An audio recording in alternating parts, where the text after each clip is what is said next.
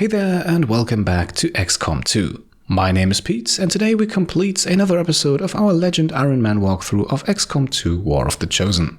Last time we left off, it's been a little while longer than usual, but we successfully took out the Hunter, so we are down one Chosen with 2 more left to go, so the end of the game is certainly getting a bit closer. What's also getting closer is the end of another in-game month, but before we start scanning, let's launch another Covert Action, and most of you were in favor of going with the safe choice here, and that would be to once again reduce Avatar project progress. Now at the moment you can see it, we don't really have a lot of soldiers we can or want to send out on this, but Ranger Sobieski and Specialist Blade make for a good team I think. They could actually become bondmates after this, and this also saves us from having to send one of our higher ranking soldiers. We will also gladly assign the supplies to negate the capture risk, and then we'll send them on their way, 9 more days, and then we will once again have a bit more breathing room. My followers will lead this action to victory. In the meantime, let us assign an engineer to our second resistance comms facility. As you can see, we are once again at contact capacity, but staffing Ophelia Morningstar in here will change that. Now we once again have 2 slots to spare, and we'll use them shortly as we now hop into the world map. Before we make contact with anyone though, let's quickly visit the black market. Avenger plotting new course. There are a few things we want to sell here before the list of goods that are in demand changes with the beginning of the next month. Among those things then are 2 repeaters, which are not entirely useless, but really only start to get reliable around superior quality level. The base version here with only a 5% insta-kill chance is definitely not worth holding on to. The same goes for 7 shield bearer corpses that we have already autopsied and have no other use for, and all of that makes us roughly 100 supplies, very useful for what comes next. Because what comes next is bringing the 4th and final Asian region into the fold, so let's make contact with East Asia here for 160 units of intel.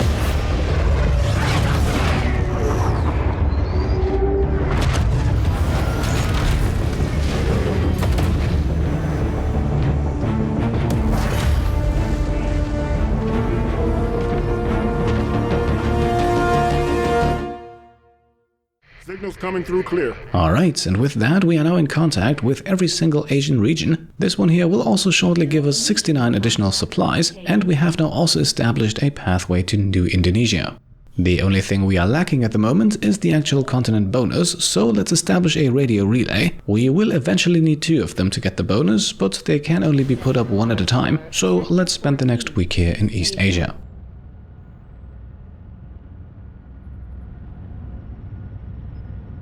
Just as we arrive then, we also have 1 more point of progress added to the Avatar project, so I think we made the right choice with our covert operation. Commander, the aliens continue to make progress on the Avatar project. If we're going to slow them down, we'll need to move fast. Eventually then we can start scanning. You can see it here. Putting up the relay will take us 6 days, but we don't even get to finish the first one before we have an incoming transmission. The Council wants us to neutralize a target and will reward us graciously for doing so. However, before we accept this mission, let's keep scanning for just a few moments longer. And no, don't worry, we will not actually skip the mission. But as you can see, we were just a few seconds away from Twitchy and Shuminian reaching bond level 3, which not only unlocks the It Takes 2 achievement, but also gives us 2 more soldiers to bring into the mission. And so this right here will be our squad for this one. We don't really have that many other choices. No Reaper this time, but Templar Logan and Julian the Spark. Let's see if that's going to be enough.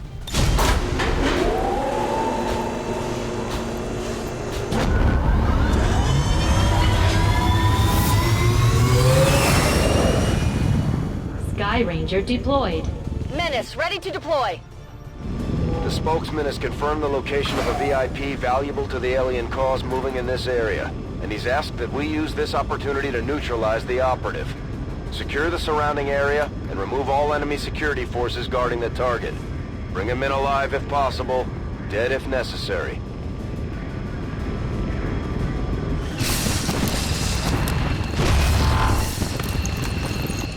Menace 1-5, target location confirmed. Move to engage. Eliminate all hostile contacts. Alright, so here we are. We already know where our VIP is hiding, and thankfully the evac zone we need to get them to is not too far away either.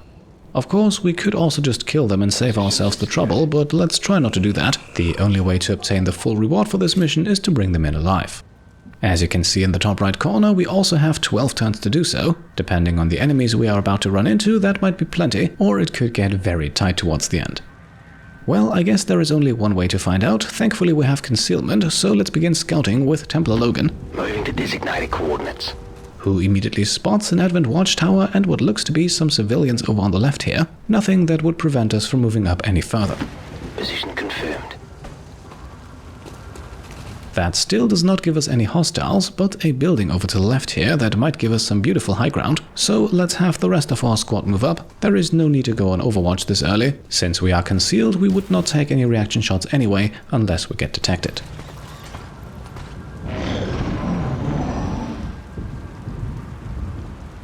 Alright, and we have enemy movement on the roof that I would have liked to occupy myself. Looks to be just an Archon and a Viper, so nothing that we can't handle. However, before we do anything rash here, let's move up a little bit further. It would be a shame if there were more enemies hiding just around the corner, so let's spend one more turn scouting out the area, but looking at the timer, it's probably necessary to engage afterwards. Moving to Overwatch. No movement then on the roof, and that roof won't be intact for much longer, as we are now opening things with a grenade from Twitchy. Take this!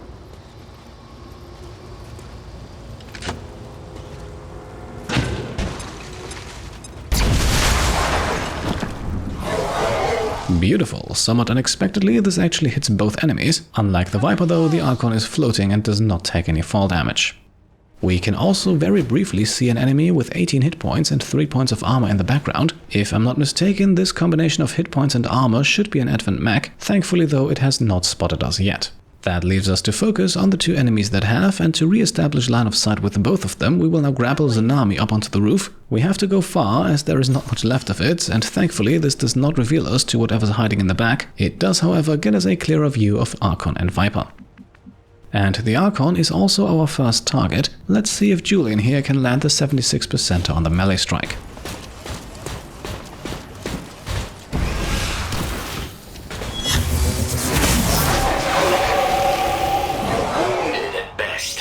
Unfortunately, he cannot, as the Archon dodges, which means unless she crits here, Tsunami will now have to use both pistol shots against the Archon.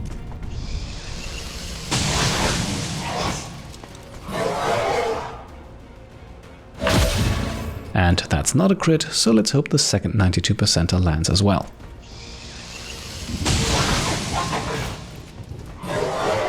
Alright, so far so good. Up next we have Templar Logan, who can first use Lightning Hands to hopefully eliminate the Viper.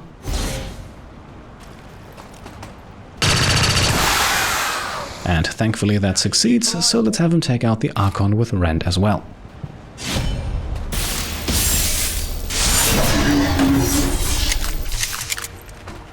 Hostile target down. Alright, beautiful. 10 turns left, 1 group down, probably 3 more to go. And just like in episode 35, the Advent Watchtower over here gives us another ace up our sleeves, as we can now hack it with Schwaminian to regain concealment. And while there is a good chance to regain concealment with the entire squads, let's not get greedy. 1 guaranteed scout is better than 6 potential ones. And so Schwaminian concealed once more, and that allows us to move him up further. And it's a good thing we did, as he now reveals 3 Codexes and a Spectre. And yes, I have decided that Codexes will be the plural I'm using in this series. Either way, this is an enemy group that we want to stay well away from, so it's a great thing that we now have line of sight and know exactly where we can move safely. On the enemy turn then, we have an Advent Priest appear, probably part of the group we already saw. But we have Ranger Warhawk on Overwatch, and neither distance nor height disadvantage seem to matter to him, as he now hits the Priest for the full 9 points of damage. Mech and Shield Bearer then revealed themselves to be part of the group too, so it was indeed the mech we spotted earlier. The mech also jumping up onto the rooftop here, flanking Tsunami, while the Shield Bearer plays it defensively and stays in the back, a smart move that could make things difficult for us, as the Codexes have not moved, and from what I can tell we are just beyond the edge of their sight range. So then, let's target the Priest first, and we'll do so with a melee attack from Ranger Warhawk.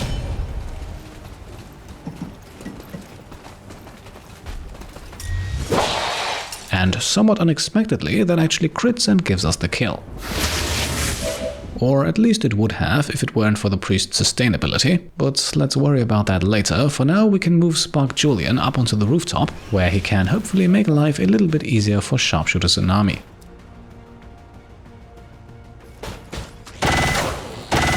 The shot connects, removing the mech's armor, and that means Tsunami, who has blue screen rounds equipped, should now have no trouble taking out the mech with 2 pistol shots.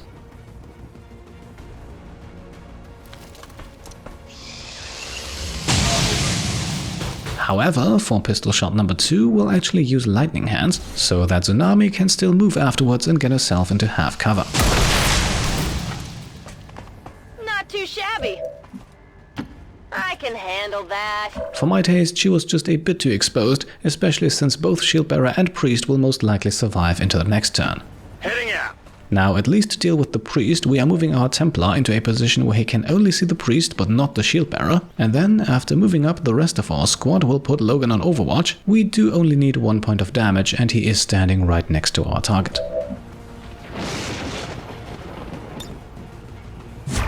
Overwatch. On Overwatch. And everything is going according to plan. The Priest is moving and the Overwatch shot triggers. Unfortunately though, Logan misses. Not good. That means the Priest now gets to act after all, and as expected they use stasis, this time targeting Julian up on the roof. This definitely could have been avoided.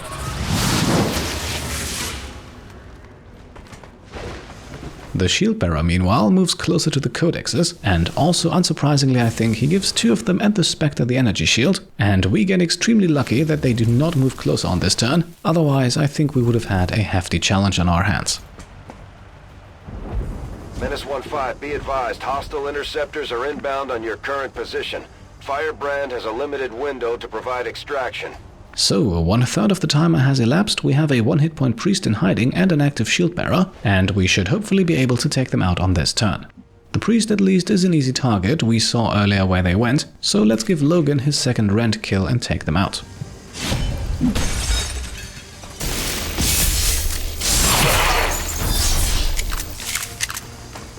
Hostile terminated.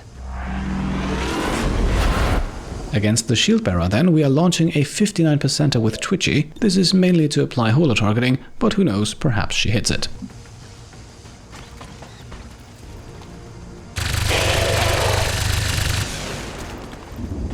Hit the armor!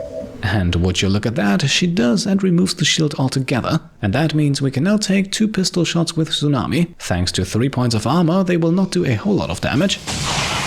But with the first one being a crit, they do more than expected. Hit the armor! And since we can't move any closer without triggering the other enemies, this here is really our only choice. Let's take a 57%er with Warhawk and see if he gets lucky.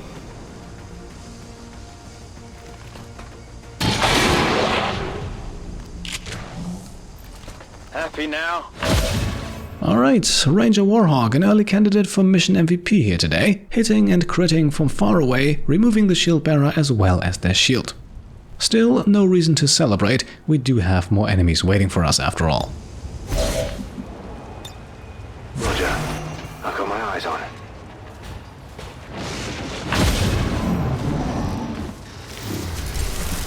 And they do move, but thankfully avoid entering our detection radius, and so we do in fact now get the chance to set up overwatches against them, which might only do a little bit of damage, but against a group of enemies like this, every little bit helps. So let's lay low and see what we can do here. Orders confirmed. Moving out.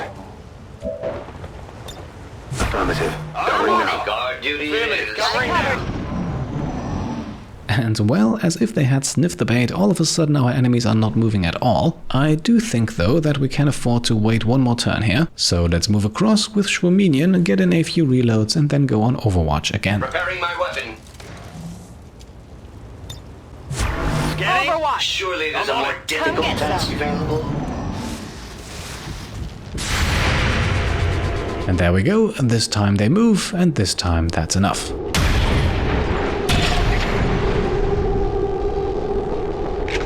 Not even close. Right, not off to a great start here, at least we do get 3 points of damage out of Warhawk. Let's see if anybody else can follow that up.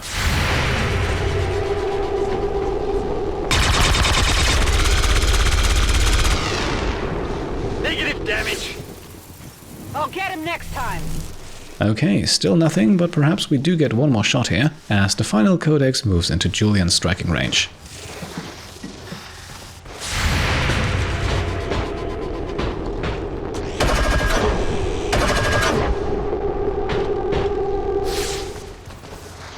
They're on to me. Okay, so at least that connects, but we pay the price of Schwaminian's detection for it. All in all, still a tricky situation we are facing here. Let's see if we can solve it. Now, we'll begin things fairly easily with another lightning hands from Tsunami. It's not guaranteed to hit, but if it does, the first Codex here will be eliminated.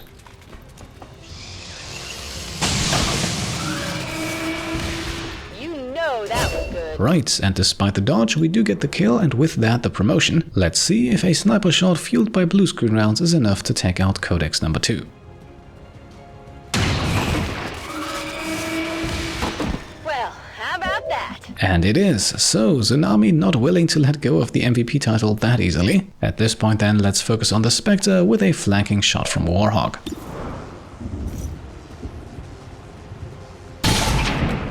And uncharacteristically of him, he does not actually crit this one. Still, the kill is virtually guaranteed, as Julian has a 99% hit chance on the strike attack.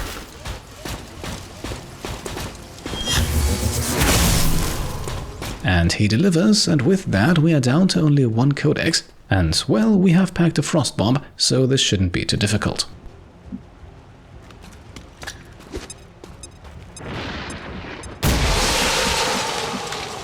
With the Codex now frozen, Twitchy can move up and once again go for the 58%er.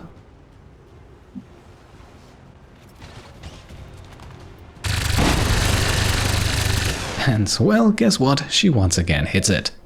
And that means another kill here is guaranteed, as Schwaminian here benefits from so many aim bonuses that even a Codex in cover is no match for him.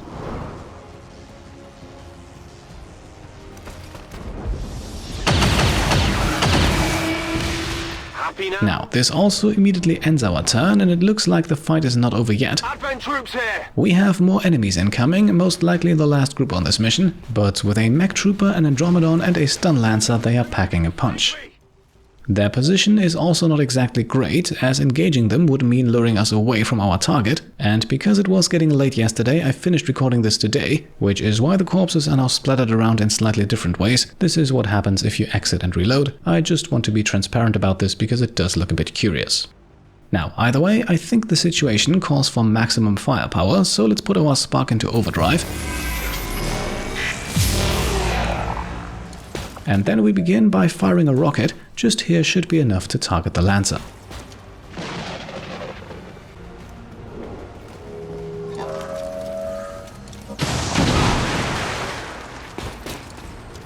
Now, this brings the Lancer down to 5 hit points, but Julian's turn isn't done. Up next, he can now engage the mech. Physical exertion outpoint.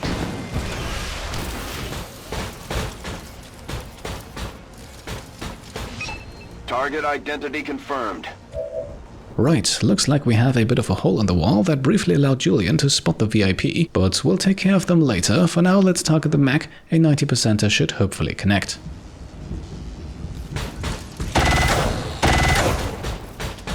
Missed. Missed! I'll rip your damn head! Yes, and I can share Julian's frustration here. This now definitely makes things a bit more complicated. Still, Julian's turn is done, so let's focus back on the Lancer. Templar Logan is once again guaranteed to get the rend kill.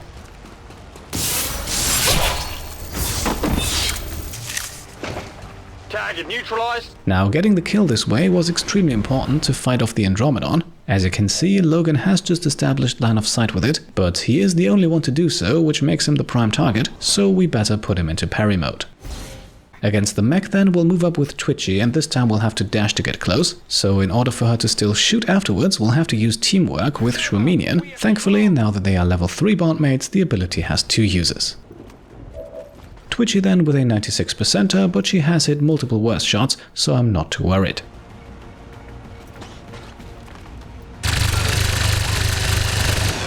And indeed, she connects and now hopefully leaves bondmate Schwaminian to clean up the rest. Unless he deals minimum damage, the mech will be toast. Big deal. Alright, blue screen rounds once again proving their worth here. The mech also drops some loot, but we'll take care of that on the next turn. For now, let's get Warhawk up onto the high ground and then go on Overwatch to end our turn. Affirmative, covering now. Overwatch. Alright, the Andromedon moves in, as expected, most likely to engage Logan, but we have a squad-side sniper lying in wait in Tsunami. And Adalyn connects, and despite 4 points of armor, she still deals 4 points of damage, as the Andromedon reaches back to hammer Logan, but that is exactly what parry is for. That Can't move! Menace 1-5, hostile interceptors are on high-speed approach. Your window for extraction is closing. Alright, so at this point, 2/3 of the timer have elapsed and we only have 3 turns left to secure the VIP and get out of here. And we also still have an Andromedon to eliminate, so let's do that first. And let's hope that Julian fares better with a 91%er.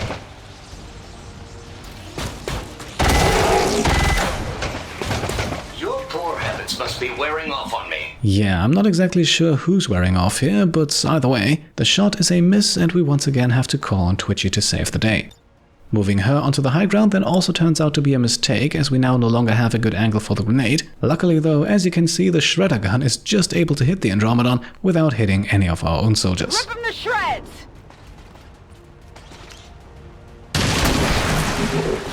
We are now left with 10 hit points and 1 point of armor and can move Warhawk down low, but not for the shot, just for the free axe throw.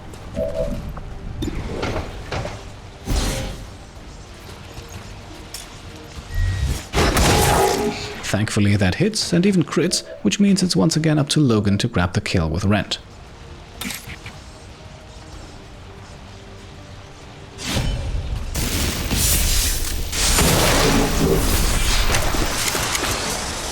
X-ray neutralized. Beautiful. That only leaves the Andromedon's 21 hit point shell, but that shouldn't be too difficult to deal with, so let's use Logan's bonus move here to grab the loot first. And we receive advanced versions of stock and autoloader. We probably already have enough superior grade versions for these to be obsolete, but we'll take them anyway.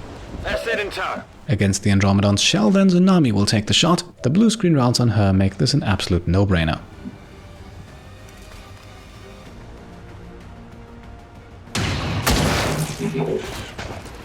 That also means that Schwaminian will be the one to go for the kill shot, but before he does, let's give another teamwork to Twitchy, just to make absolutely sure she gets out of here in time. The shot itself then is guaranteed, and with that is the kill. Happy now? Alright, there we are, no more enemies are left, and as we move up with Warhawk here, our turn comes to an end, and that means we now only have 2 turns left to subdue and evacuate the VIP, not to mention to get the rest of our squad out of here as well. VIP duties therefore go to Logan, who has by far the highest movement range of any of our soldiers, even though on this turn he is only able to move in and knock them unconscious. Status confirmed. Target package in custody. The rest of the squad meanwhile already makes a beeline towards the evac zone. Thankfully Tsunami has the grappling hook, so she does not fall too far behind. So it looks to me like we should get out of here just in the nick of time.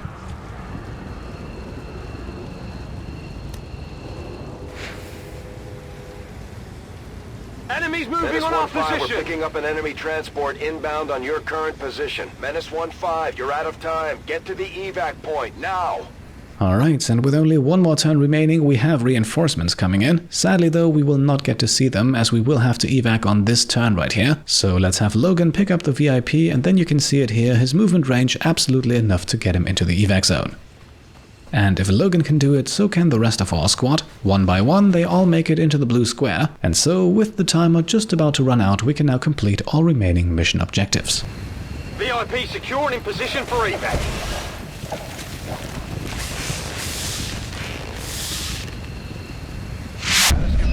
Mission accomplished. This is Firebrand. VIP is secure. Alright, there we are. We took the maximum number of turns given to us, but it was enough to finish another flawless mission, and we were even able to capture the VIP alive. If it improves morale, then I suppose there is no harm in it. According to Advent officials, recent attacks by dissident elements operating outside of the city centers have done little to slow the progress of Advent's ongoing development or outreach programs. Voluntary citizen emigration numbers are reportedly at their highest level in recent years.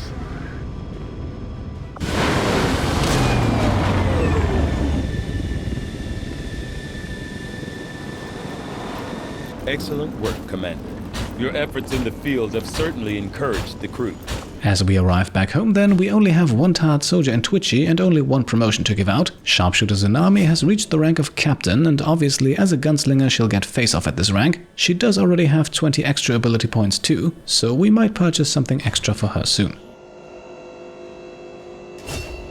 In the loot report, we then also see the name of our recovered VIP. As far as I can tell, this guy is not part of the Patreon character pool, but considering that we just captured him and will likely never see him again, I don't think that's much of a loss. Don't worry though, all major characters who are still set to appear in this series will be chosen from that list, so if you are a Patreon supporter and have not yet submitted a character, then feel free to do so. Excellent work, Commander. Your efforts continue to bolster the resistance movement across the globe. As a result of capturing the VIP, we then also get the full rewards for this mission, and with that, and especially with that intel bonus, I think we are in a great position to begin the next in-game month. And well, why not jump into that right away? I think we have a few more moments here. So let's quickly complete the end of the month report and then make the cut. Our next rumor then, an engineer, which could be useful, so let's keep that in mind. But for the time being, let's keep working on that relay. Priority message coming through, Commander. Putting it on screen now. It is unfortunate, Commander, that your recent efforts have proven to be so mediocre. Alright, so the Council does not sound happy with us, but there is no cause for concern. We are doing fine, all things considered. The Chosen then, of course, continue to make progress, and the assassin here is especially annoying. She's planning a dark event of her own, which means we have a potential 4 of them to deal with, and we'll soon find out what exactly those are. The Warlock, meanwhile, just planning a retribution, and the Hunter has been defeated, so let's take a look at those dark events next.